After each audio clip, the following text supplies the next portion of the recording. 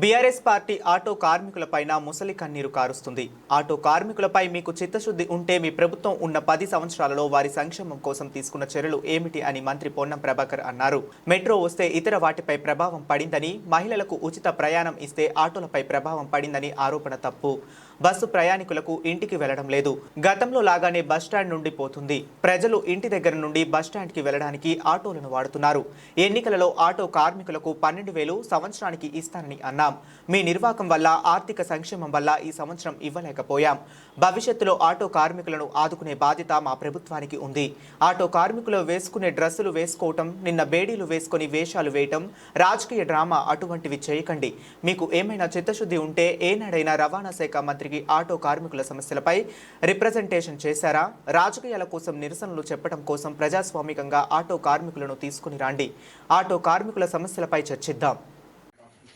TRS party auto కార్మికుల పైన ముసలి కన్నీరు కారుస్తా ఉంది.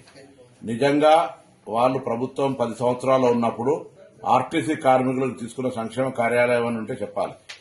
ఉదాహరణకు మెట్రో వస్తే ఇతరులపై ప్రభావం పడ్డదనో, మహిళలకు ఉచిత ప్రయాణం ఇస్తే ఆటోలపై ప్రభావం పడ్డదనే చెప్పేటువంటి ఆరోపణ తప్పు. మేము ఎక్కడ కూడా బస్సు ప్రయాణికుల ఇంటికి వెళ్లడం లేదు. బస్సు గతంలాగానే బస్టాండ్ నుంచే పోతా ఉంది. ప్రజలు ఇంటి దగ్గర నుంచి బస్టాండ్కి రావడానికి ఆటోలు వాడుకుంటా ఉన్నారు. అవును, ఎన్నికల హామీ మేము 12,000 రూపాయలు సంవత్సరానికి ఇస్తామని చెప్పినాం. మీ నిర్వాహకం వల్ల, ఆర్థిక సంక్షోభం వల్ల ఈ సంవత్సరం ఇవ్వలేకపోయినాం. భవిష్యత్తులో తప్పకుండా ఆటో కార్మికులు ఆదుకునే బాధ్యత మా ప్రభుత్వానికి ఉన్నది.